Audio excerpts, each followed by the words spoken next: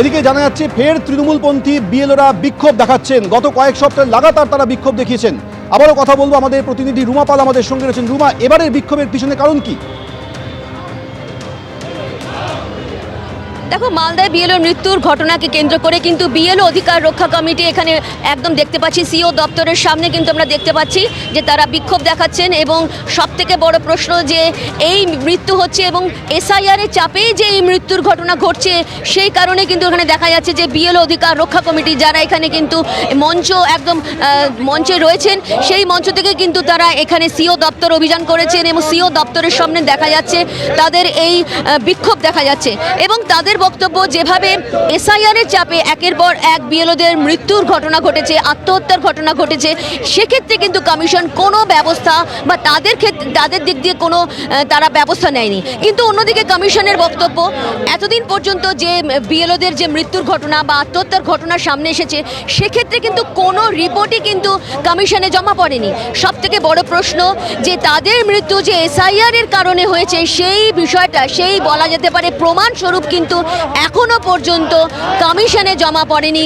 সেই কারণে কিন্তু কমিশন কোনো ব্যবস্থা গ্রহণ করতে পারেনি আদৌ সেই মৃত্যু এসআইআর এর জন্য কি না। এখানে আমরা দেখতে পাচ্ছি যারা কিন্তু এখানে বসে পড়েছেন, একদম আমরা দেখতে পাচ্ছি যারা বসে পড়েছেন। আমি একবার এই ছবিটা দেখাতে বলবো অতটুকে। এবং দেখতে পাচ্ছি এখানে কোচবিহারে যিনি ছিলেন বিএলও এবং আরেকজন রয়েছেন বিএলও, তাদের কিন্তু ছবি নিয়ে এখানে তারা বিক্ষোভ করছেন। এদিকে সুকান্ত মজুমদারকে পাল্টা নিশানা করেছেন অভিষেক বন্দ্যোপাধ্যায়। তিনি বলছেন তার এলাকায় কেউ যদি বিপদে পড়ে তাহলে তাকে সাহায্য করা কি সুকান্ত মজুমদারের দায়িত্ব নয়? এই প্রশ্ন তুলেছেন অভিষেক বন্দ্যোপাধ্যায়। রাত দিন তৃণমূলকে গালাগালি দিয়ে দিল্লির কাছে নম্বর বাড়াচ্ছেন। আপনাকে যারা জিতিয়েছে তাদের জন্য কাজ করবেন না?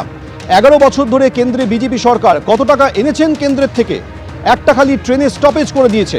আপনি কি স্টপেজ মিনিস্টার? আপনার কাজ কি স্টপেজ করা? কটাক্ষ করে বলেছেন অভিষেক বন্দ্যোপাধ্যায়।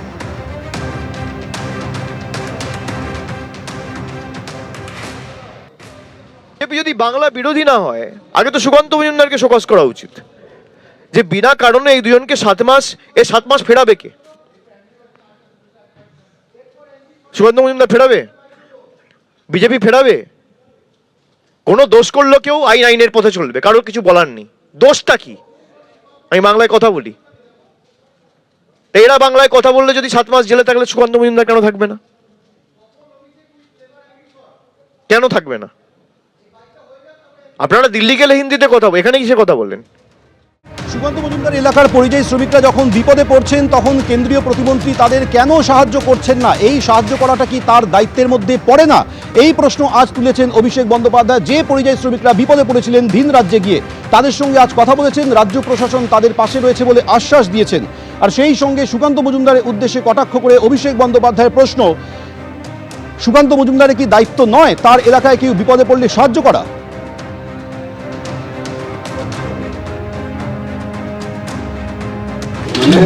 বাংলা ভাষায় কথা বলা চলবে না। মহারাষ্ট্রে থাকতে গেলে মারাঠি ভাষা বলতে হবে। আমাদের মাতৃভাষা বাংলা ভাষা।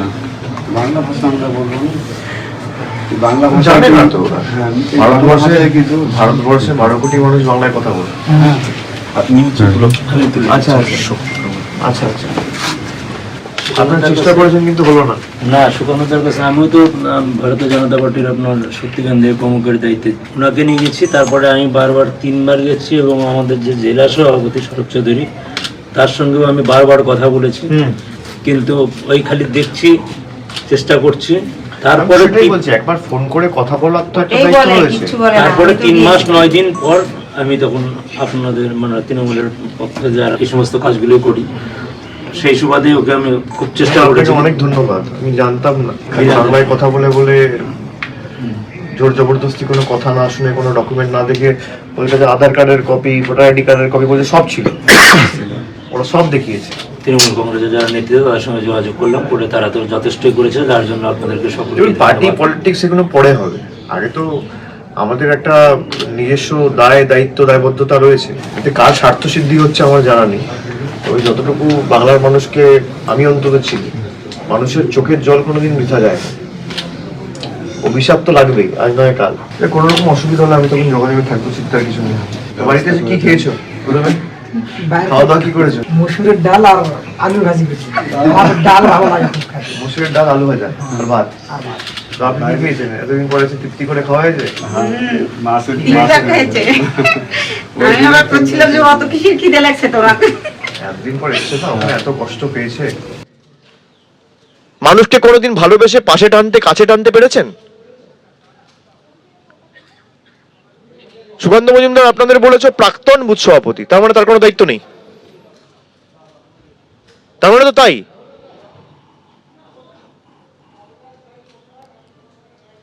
প্রাক্তন বুথ সভাপতি বলে কোনো দায়িত্ব নেই, মানে বুথ সভাপতি হলে করবো, নাহলে করবো না। বুথ সভাপতি কজন? 2000 বুথ। কত বুথ বিপ্লব দা বালুরঘাট লোকসভায়? 1343। তার মানে 1343টা বুথ সভাপতি। এই 1343 জনের বাইরে আর কারোর প্রতি তার দায়বদ্ধতা, কর্তব্য নেই সাংসদ হিসেবে?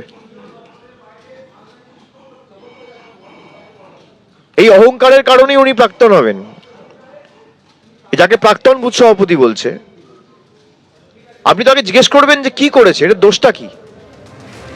অভিষেক বন্দ্যোপাধ্যায় সুকান্ত মজুমদারের উদ্দেশ্যে প্রশ্ন করছেন যে সুকান্ত মজুমদার বলেছেন প্রাক্তন বুথ সভাপতি। প্রাক্তন বুথ সভাপতি বলে কোনো দায়িত্ব নেই? এই বুথ সভাপতির বাইরে সুকান্ত মজুমদারের আর কোনো দায়িত্ব নেই, প্রশ্ন করেছেন অভিষেক বন্দ্যোপাধ্যায়। তারপরে তিনি বলছেন যে এই অহংকারের জন্যই উনি প্রাক্তন হবেন। এদের অপরাধ কি? এক হাত করে জায়গা দেওয়া হয়েছে শোয়ার জন্য, এক বাটি ডাল, রুটি আর পচা সবজি, এইভাবে 7 মাস কাটিয়েছেন।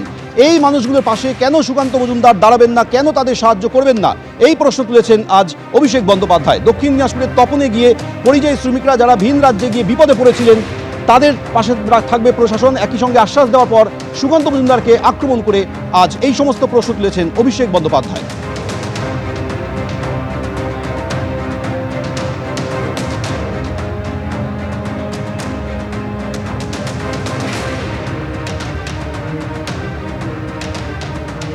ভিন রাজ্যে গিয়ে যে পরিযায়ী শ্রমিকরা বিপদে পড়েছেন, তাদের পাশে সুকান্ত মজুমদার কেন দাঁড়াননি? দাঁড়ানোর দায়িত্ব কি তার নেই? প্রাক্তন বুথ সভাপতি বলে তিনি কোনো কাজ করবেন না? যারা আপনাকে জিতিয়েছে তাদের সাহায্য করবেন না? এই প্রশ্ন করেছেন অভিষেক বন্দ্যোপাধ্যায়।